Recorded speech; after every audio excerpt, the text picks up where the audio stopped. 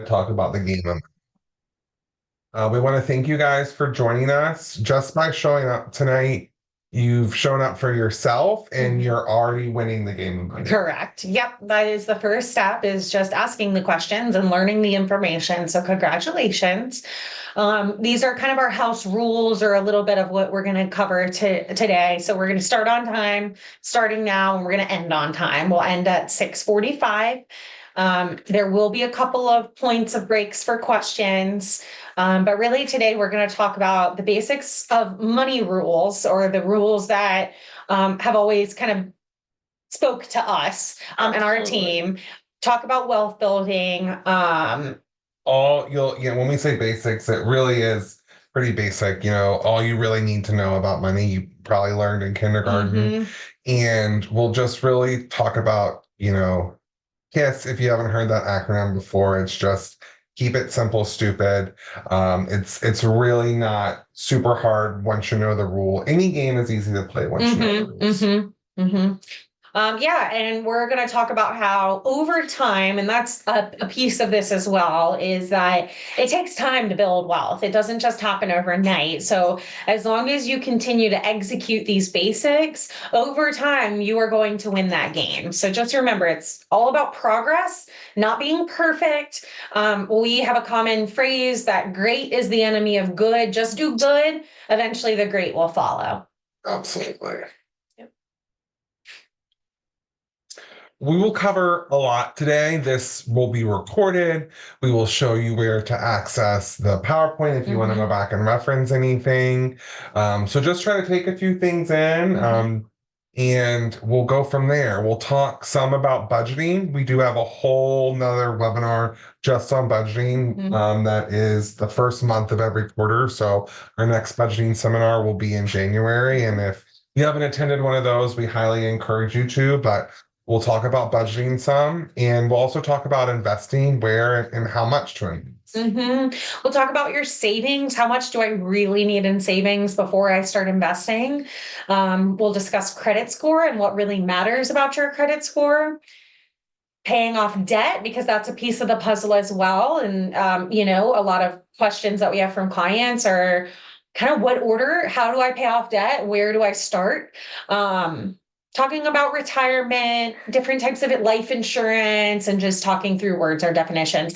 If you feel overwhelmed during this webinar, it's a really good place to be. This is information overload, but we also keep this information on our website under our resources page, which we'll show you. So just know if you're feeling like, whoa, that was a lot, I'm very overwhelmed, good. That's really where we want you to be. And we want you to take away a few principles and execute on those. Absolutely. And also, if you want to digest things, come back for questions. Whoever you work with on the team is happy to help however they can. Yeah. All righty. So, why is a mortgage lender leading this webinar? Yeah. Yeah. It's a good question to ask. We care. That's number one.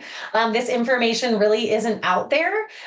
No one teaches the game of building wealth, and we felt like this was a very, very big area where education lacks. So we really care about our clients, our partners, and in that absence of the financial advice, we want to be that teacher. Absolutely. We help families buy homes and we see all finances and advise on the full financial picture as we are guiding people through the home buying process. We feel like that is our duty to best service our clients. Yeah. We got people into the good debt, which is the home loan. So we also want to help get you out of the bad debt. 35% of US families have financial advisors, which leaves a big chunk of US families with kind of a gap there. So we want to help fill that information gap for our people.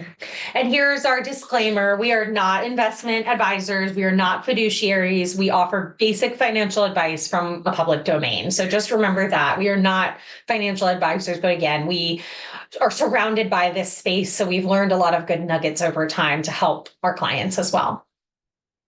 Alrighty, game of money. What do you need to win? You want to make sure you stay disciplined. This does take some time, like delayed gratification and self-control and patience. So you want to make sure you stay disciplined and patient as you're working through some of these goals and working towards winning at the game of money. Yep. You're going to crawl before you walk and you're going to walk before you run. So yes, just having that patience and that discipline of, I know these are the steps I need to take. Although I can't see the needle move, I believe that the needle will eventually move because it will. And we're going to teach you exactly how and when. Having someone who gives you that good advice, you seek counsel with. The education piece is big for winning as well. So again, that's why we said you are successful just by being here because you're seeking out that education. You want a strategy on, how to pay things off, invest, etc., which we'll go over tonight. And also, you'll want to time block the time to work on your finances. You want to make sure you're putting yourself first. I know for me, if it's not in my calendar, it doesn't exist. So put the time you're going to work to dedicate towards yourself and your wealth in your calendar. And again, just to win at the game of money, keep it simple. Just start, get a little better each day. Again, that progress, not perfection. You don't need a college degree. You don't have to be the smartest person on the block, have the wealthiest parents, or make the most money to win at the game of money. Again, just that discipline and one step at a time. And I like that at the bottom. It says, if it was easy, everyone would be winning the game of money. We're not saying it's easy. We're saying it's simple. So it's simple, but it's hard. But it is simple. So again, if we can just use these principles to move the needle but so much, that needle will actually move more than you would expect. So why learn and why play? Why do we care about the game of money?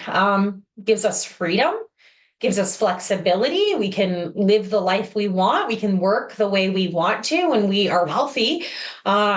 Gives us legacy. It gives us something to pass on to our families. It also gives us nice things.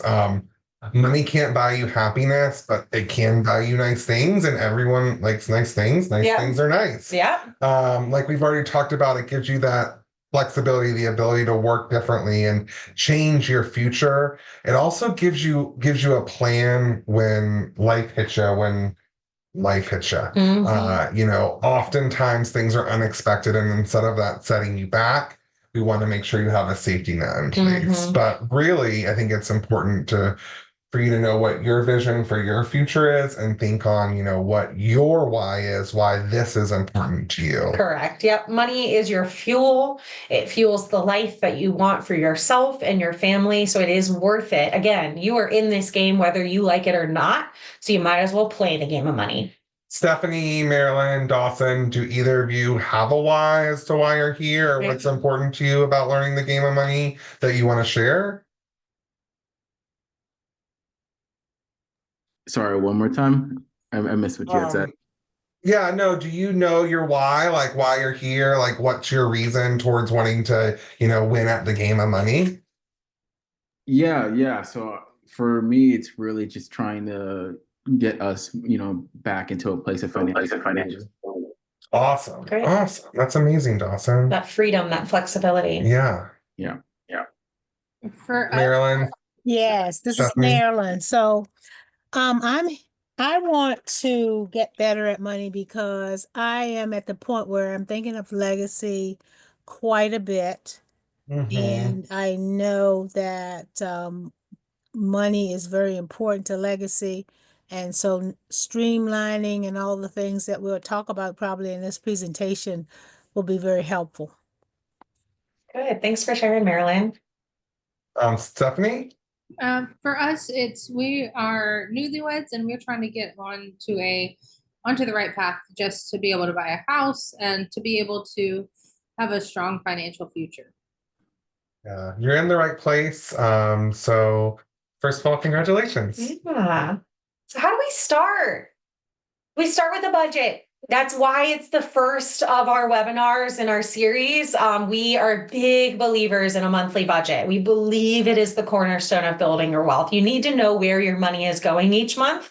In fact, you don't need to know where it's going. You need to tell it where to go. And that's a big principle in our budget class. Absolutely. We do, like Mary Margaret said, host this class, but we do encourage you guys to go ahead and try to start playing with this on December 1st, and kind of set a time in your calendar to start this. So if you can see my screen here now, this is our website, thecowerteam.com. And if you click this resources tab and go to educational downloads, this is going to kind of have everything you need to get started on the budget. You'll see here, you can listen to our podcast, Wealth and Real Estate, any platform you choose. I'm just going to click Apple Music. That's what I listen on. But you'll see if you scroll down, there's a Budget Like a Boss podcast. It's 36 minutes. It takes you through how to work our budget. Also on this home screen under resources, if you keep scrolling, you'll see Budget Like a Boss, a seminar. Click here to download the folder information. And this takes you to our budget spreadsheet, instructions, guide, and then our Budget Like a Boss webinar kind of PowerPoint. So again, you don't have to wait till January to get this going. You can start in December. And I think if you start in December and then come to January, it'd be great because then you kind of have questions to come with. But it's a super cool spreadsheet. I'll quickly show it to you guys. It's going to look, again, a little overwhelming, but just through those instructions in the podcast, once you listen to it, it's actually pretty easy to follow along with. And we say once you do that budget for 3 months, it pretty much does itself month after month. You're just making little tweaks. So it's putting that work in for the first few months to kind of not set it and forget it, because you never want to set it and forget it. You always want to understand your money, but it gets easier after that first 3 month 3 months of working it. Also, don't obsess over the budget. Don't go home every night and like plug things in and look at it and spend a ton of time on it. Just, try it on the first, kind of see where your money is going, plan out, tell it where to go, check in on it on the 15th, and then kind of set it and see what happens that month. Yeah. So where should your money go each month? How do I know, am I spending too much in a certain area? How do I know these things? We have a rule that we like to follow, and that rule is the 50-30-20 rule. And this is just a guide. This rule uses your net income, so after taxes. But it says that 50% of my net income should go towards my needs. This is my bills, my housing payment, my credit cards, my bills every month. 30% should go towards wants. This is my date night. This is my movie theater budget. This is the want. I don't need it to survive, but I want it. And then 20% goes towards savings or debt payoff. And we're going to talk more about how do I know if I save or I pay off debt. But 50-30-20. If it's not realistic for you, try 60-30-10. So you can kind of tweak that. But generally, as you build that wealth, ideally it's 50-30-20. That's what you work towards. Yeah, let's go over a quick example and just kind of apply it to real life. So if your household makes $100,000 a year, you take home roughly $70,000 a year. And government takes about 30% taxes, etc. No fun, but that's what it is. Divide that $70,000 across 12 months, and roughly you're bringing home about $5,800 a month. So $2,900 a month should go towards your needs. Again, this is things like your home, your utilities, things like that. 30% will go towards your want, and then 20%, that $1,160, will go toward your savings and paying off debt. When we looked in that spreadsheet, you saw it was a lot of cells on the budget, so you could even get real nerdy with it and label all those different cells, different colors, and really see where your money is going. And again, you can go for 60-30-10 if that works better for you too. Just again, start trying and keep it simple. There we want to talk about how money moves. So this kind of touches on the 20%. savings versus debt payoff. What do I do? And we believe that your money should move in this order. The first thing that you work to save is an emergency fund of $1,000 in a separate account.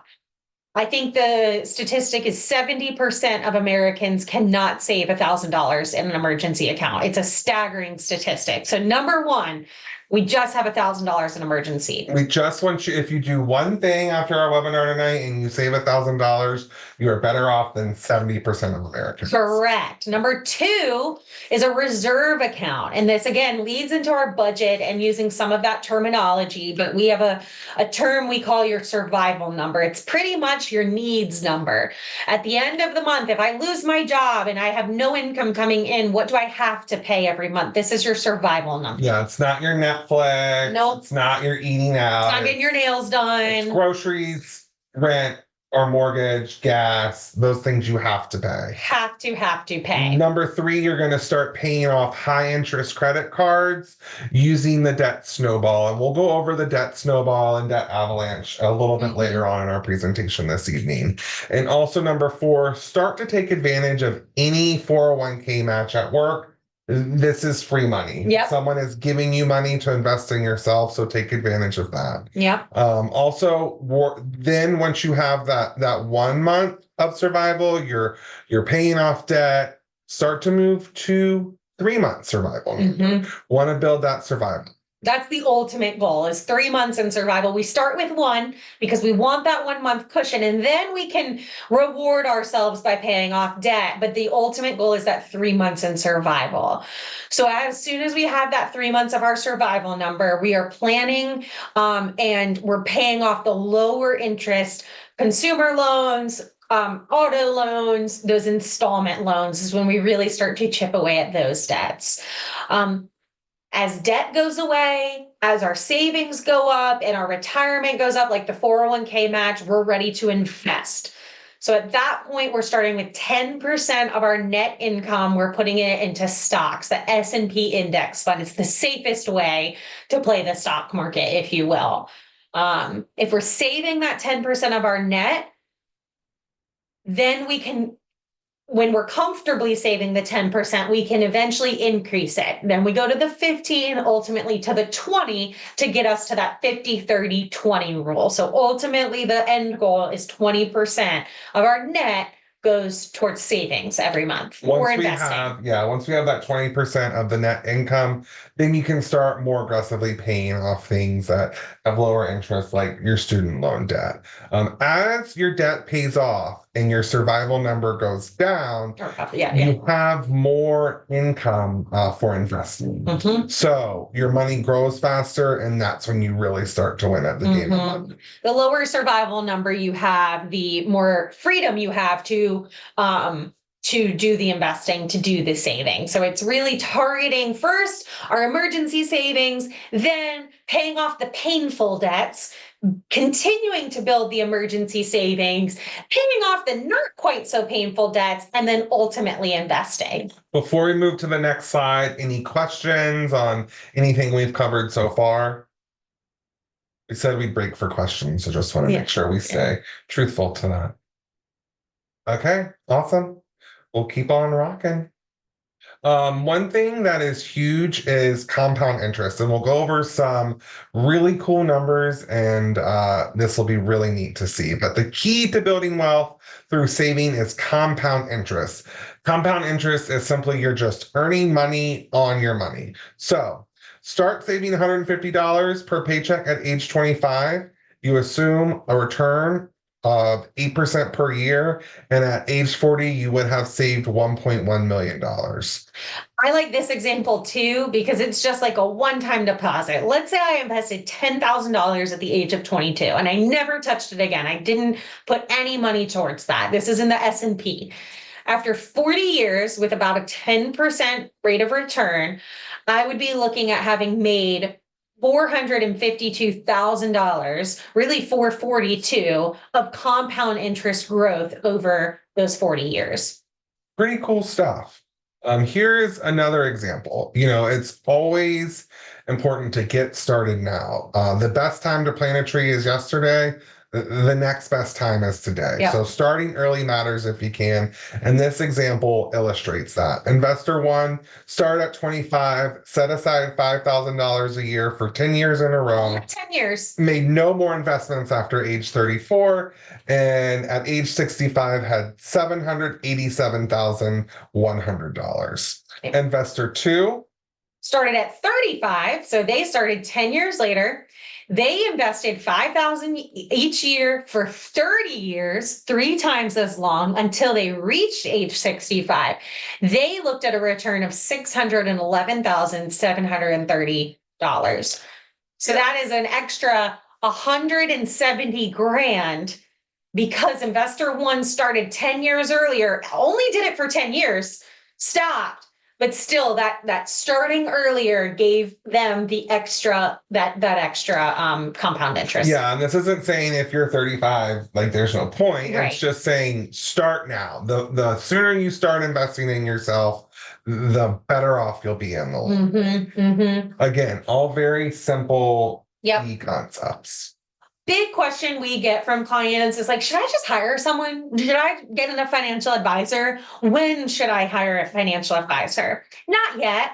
When you have about $50,000 to $250,000 in your investments or saved, that's when you want to go ahead and start paying someone to manage your money for you. When you're setting aside multiple thousands of dollars every month, that you're hitting the 20% on savings, you've paid that debt off, that's likely when you would want to go ahead and hire that financial advisor. You can hire a money coach. They're a little bit different than a financial advisor. They're helping more with life event advice, that budgeting. But when you really want to pay for a financial advisor is when you've got that at least 50,000 saved. Really, you want to be closer to that like 100,000 when you're looking at them. Yeah, follow the Game of Money Net guide for now. That'll help get you started and get you off on the right foot. There are many resources you can learn to win at the game of money other than a financial advisor that are free to you. So again, you can take that money and invest it in yourself. Here's a couple that we like. We love podcasts. Podcasts are great. So Planet Money, Straight Talk, Bigger Pockets are all great podcasts. And then books like I'll Teach You to Be Rich, The Simple Path to Wealth, and The Psychology of Money. If you're a reader, you're a listener, there's something for everybody. Check out some of these resources. And I'll leave this here for 2 seconds if someone wants to take a picture. Yeah. Again, we'll send out this recording and everything for you too. And next too, we're going to talk about the bucket approach or moving your money. I do too. Yes. Moving your money in buckets. It's safer, it's less risky. So we believe that you need to have little buckets of money everywhere. We want you to have money in every little pocket or bucket. Again, it's just spreading that risk. You can lose in one area, but you didn't lose in all areas. So you just want to spread your risk. So we've talked about that S&P index fund. That's your stock. It's more risky, but you're going to get a higher return on it.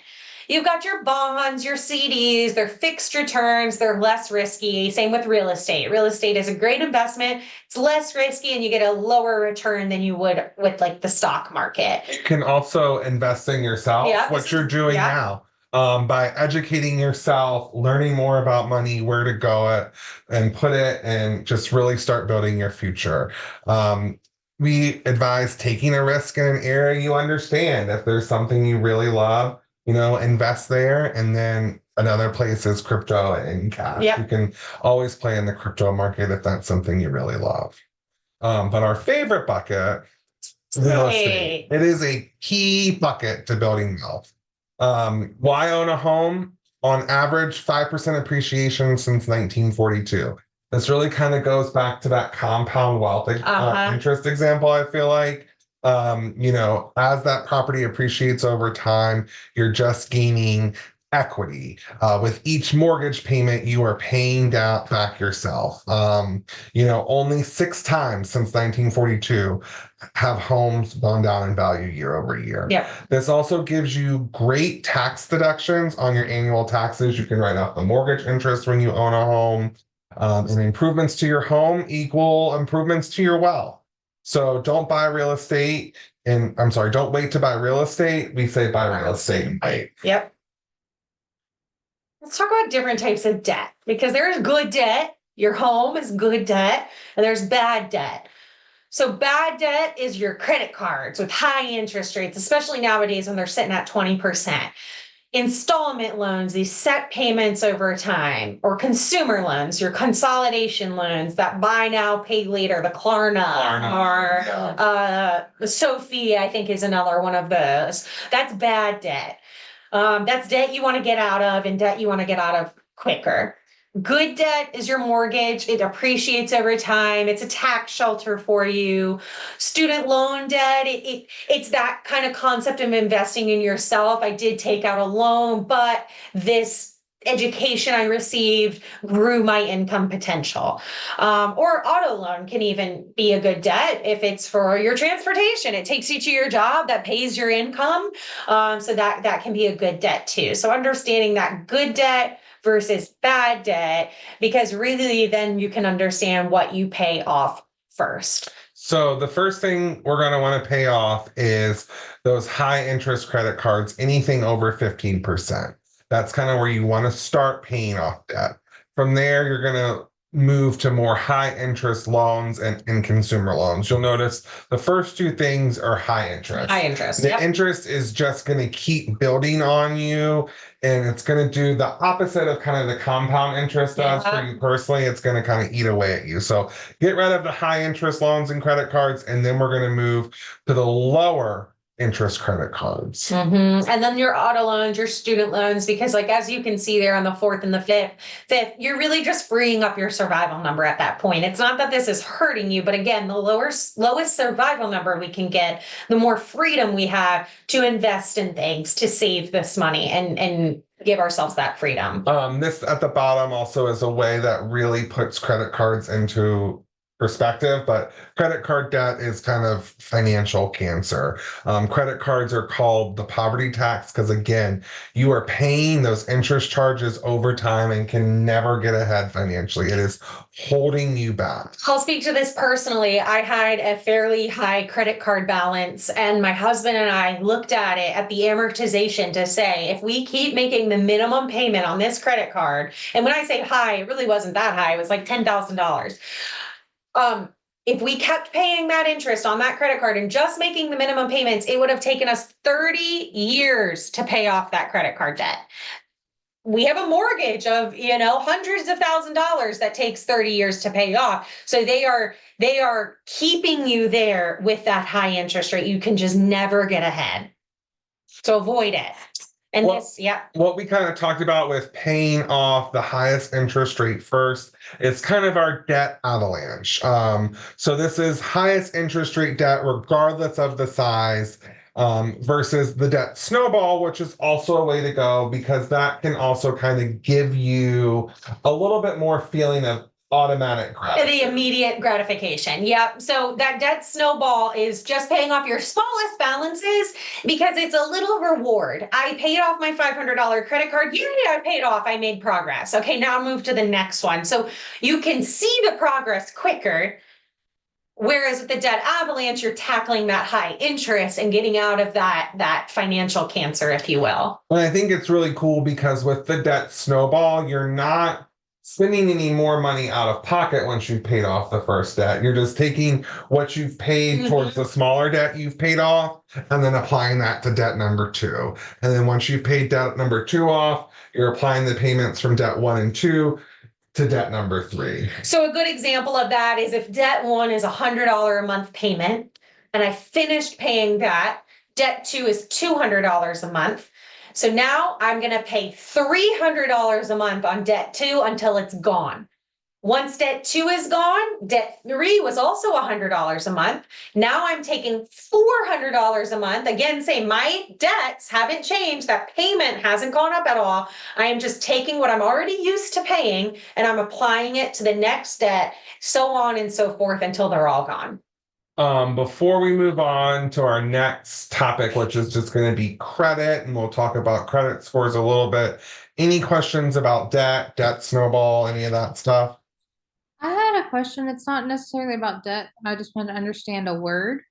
Word escrow. Like, what does that mean? What is escrow?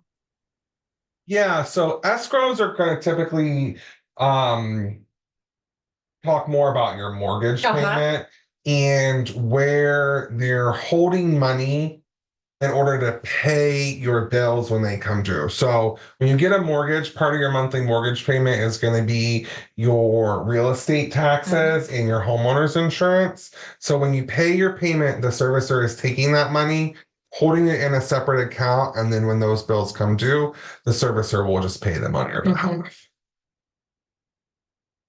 Great question, Stephanie. Yeah.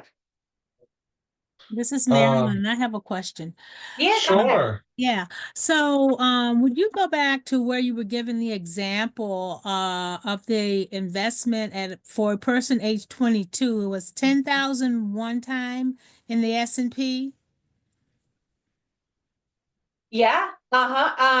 Here. Yep. So on the right, the red, if this person was 22 years old, invested $10,000 one time, never touched it again. After 4 years, assuming 10% return, they would have profited through compound interest growth $442,000. Okay, great. Thank you so much. So Yeah, on the of course. S&P, is that historically what we've been seeing on the um interest on that, about 10,000 annually? I would say S&P, it's going to depend on exactly which stocks you're investing in, how risky versus safe they are. But I would say on average, you're looking anywhere from 6 to 10%. Okay, great. Yep, Okay. yep. Thank you, Mary Margaret You're and welcome. Matt. Of course, Marilyn. Alrighty, we're credit. Just like money is a game, credit Credit's is also a game. also a game. There's different factors that determine your credit. Credit scoring is confusing, but basically what determines a credit score, it's a mixture of how long you've had credit, the type of credit you use, the frequency in which you take out new credit, how much you owe on credit, and your payment history. So there's all these different factors. How do I know if I have a good score? This table on the right is a super helpful little infograph. Anywhere from a 580 plus is fair credit. If you're looking to buy a house, I don't need you to be at exceptional credit. I just need you to be at fair credit. Yeah. There's things we can do there at that fair credit level. Preferably above that 600, it really helps. But yeah, we just need you to be fair. We don't need you to be exceptional. Yep. It's confusing. There's 3 different bureaus: Equifax, TransUnion, and Experian. And there's a lot of different models, scoring models. So this is different people, right? Or different agencies saying, hey, we're going to score credit like this. Okay, well, we're going to choose to do it in this way. So most people have heard about the FICO score. That's like the buzzword that everyone hears when they think of credit. But there's also the Vantage score model. There's the CE model. So there are different models. I think this is important for those who monitor their credit score on like monitoring sites. That monitoring site is likely using a different scoring model than what we use when we pull your score for credit. I mean, for a mortgage. And in fact, I'll get a client who said, well, I just got a car and my score was this. Different scoring model that's used. So there's a lot of different scoring models that's out there. And that's also what can be confusing and can be tough to track your score. So you can pull your score once a year on the annual consumer reporting site, but you're going to get different scores from a free site than you would from a consumer site, than you would from auto, than you would for mortgage. So don't worry too much about the exact score that you have. You're really only judged on your credit when you're buying a home, an auto loan, or a credit card. And so yeah, if you have any credit issues or concerns, call us. We can get you to an expert. It's another game, and you just got to learn how to play that game.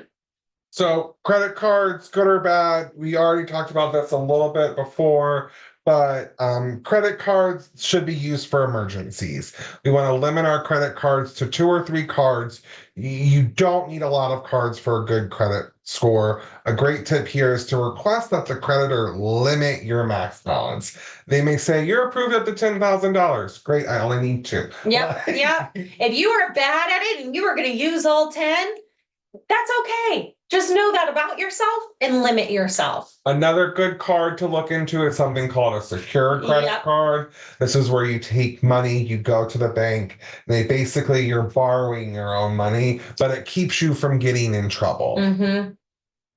We're just going to briefly touch on life insurance because it's another bucket. And really, life insurance is not for you. It's for the people you love in your life.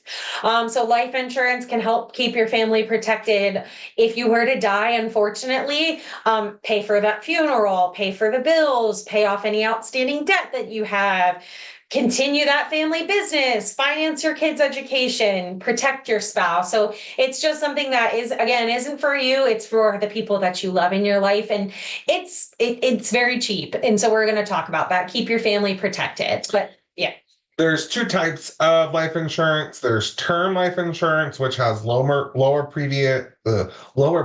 I'm sorry, I can't talk past 6:30 apparently. And the coverage is set over a certain period of time. So it's for 10 years, 40 years, whatever. And it has no cash value. Whereas a whole life has higher premiums, usually 10 to 20 times more than term. It covers your entire life. So the benefit is paid whenever you die, not just within that period. And it does have a cash value, and some policies may also earn dividends. So what's the right one for me, you may ask? For 90% of people, it's going to be term life. The others are for more complex situations, but that term life, again, it's inexpensive. $1 million policy is typically only about $50 a month. $500,000 at your death is paying $20 a month. So $500,000 for your family is you paying $20,000 a month. We just recommend with life insurance, get it as early as you can. The earlier you get it, the healthier you are, the cheaper that it is. They tend to be good for 20-year increments. And then as you age and gain wealth, it's something you may not need anymore. Again, whole life insurance it's for more complex situations. It's a high commission product. So your salespeople are going to push you into whole life because they make more money on it.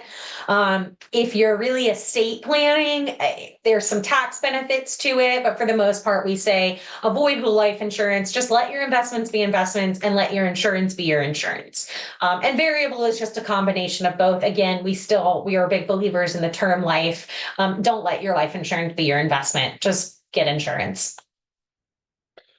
Another thing while we're on this grim topic is also wills and trusts. Which one is the best for me? Most people are going to go with a will. A will dictates what happens to your property when you die. A trust does some of that. It ensures that your property gets distributed how you want, but also distributes your estate while you're alive, and the assets belong to the trust. If you have a bunch of wealth, a ton of properties, maybe you want to start looking at trusts. But again, for most people, a will is going to do the purpose. Quick on this, just because Marilyn, I know you said your why for this class was thinking of kind of that retirement, that leaving the legacy for your family. I do like this tip. If you are going to leave a property to family, putting it in a trust can be a good option for you. By putting your property and willing it to the trust versus a human being. So I'm not going to give my property to Matt Pritchett.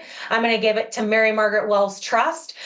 Matt Pritchett just avoided paying capital gains taxes on my property. So this especially applies for those family properties that mom and dad bought for $40,000 back in the 80s. Capital gains tax is paid based on the profit from the original purchase price. So that $40,000 to what you made on it when you sold it or when you took it over. So it can really kill someone when they take on a property and have to pay all this property tax. So that's another area trust can be used, is to protect your family in the event that you die by keeping that property in a trust. So Thank in you review, so much. some You're welcome, things we Marilyn. learned, here's some definitions and terms we kind of talked through. No load, no to minimum fees waived to buy group stock. Fiduciary is a financial advisor following the rules required them to work in your best interest. We talked about the survival number, the minimum amount of money you need to earn and pay your bills each month. We talked about term life versus whole life as life insurance. We talked about will versus trust, leaving a plan for your loved ones after you die. If you have something to leave and someone to leave it to, then start with a will. We didn't hit on IRA retirement accounts, but again, these are just individual retirement accounts to put money in before taxes come out and take the money out with taxes taken out. A Roth IRA is the same, but the money goes in after taxes and comes out with no taxes once you're 59 and a half. So these are just some quick, simple rules and reminders. We have 4 minutes left, so we'll just hit a couple of these. What's your favorite one on here, Mary Margaret? I don't know about favorite, but we were just talking about life insurance, and I find this one interesting. The rule of 10x. So your term life coverage should be 10x your annual salary, because that's a question we get a lot. How much life insurance should I have? So if I make $100,000 annually, I should have $1 million policy for that term life. Yeah, I also like the rule of 72. So 72 divided by your rate of return is the number of years for your investment to double. So a 10% return will double your money in 72 divided by 10 is 7 years. Yeah. Very cool. So. All righty. This is a really cool thing. So this is your wealth mindset versus your normal mindset. So normal mindset, your money is coming in. I'm taking the money I make, my income. My income is paying my bills. And that is what I'm living off of, is what is left over. With the wealth mindset, you're actually saying I make income. My income pays for my assets. My assets pay my bills. And then I live off of that. And I'm going to skip this slide real quick because, oh man, did we take that one slide out? What, the examples? The example of it. Okay, hold on, because I really do like this one. A good example of this for that I like, for example, I pay my electric bill every single month. Let's say my electric bill is $100 a month. I can go and buy stock in Dominion Energy. I can buy, you find that example. I'm going to make up numbers until Matt has the real numbers, but I buy. So using stock ownership and investments to pay your liabilities. So Dominion Power Stock, say you invest in the Dominion Power Stock, and then you're taking the money that you make off of the investment from Dominion to then pay your power. Correct. So I think it was like, if you invest $40,000 over time in Dominion, you should get a nice check of about $400 a month. That is paying your Dominion plus other utilities. So again, it's just that mindset of, okay, how can I get tricky here? How can I make my money work for me rather than my money pays my bills and then I can just live off of what's ever left? This is another cool example. I take my income and I buy an investment property. Then my investment property makes money, and I use my investment property to pay for my kids' school. I don't need a 529. No. The money I'm making from the investment property, my assets are paying for my liabilities. Here's our ad. Yeah. We've talked tonight about how one of the big things of building wealth is buying a home. If you hear of anyone in Virginia that is thinking of buying in the next 12 months, we would love to talk to them. We can help give them this information and more information to get them on the right track. We work differently than most. We take time to plan, to listen, to advise. We don't just give you a letter and say, go, good luck, go buy a house. Again, we believe that we're getting you into debt, although it's good debt. We also believe in helping you get out of debt. So we do things a little differently than most. Also, we're not just licensed in Virginia. If you know people in North Carolina, West Virginia, Maryland, Florida, we can help in those states as well. And then lastly, our next classes. For Marilyn, I know Marilyn, you're in the real estate industry, you're a real estate agent. We do have our vision boarding class next, our next 2X Tuesday, which is December 10th at 2:00. And then for Stephanie and Dawson, our next webinar is Buying Here and Now on December 17th. That is not just for first-time homebuyers. That is just anyone who is buying in the local Richmond market. Now, during the end of 2024, we tailor this class specifically for the market, for what sellers want to see, just things you need to know about buying in this market. That is all we have for you guys this evening. I hope you found this helpful. Was there one or two pieces of information everybody learned that they can kind of take with them as they move forward and start playing the game of money? Yes, definitely. Absolutely. Awesome.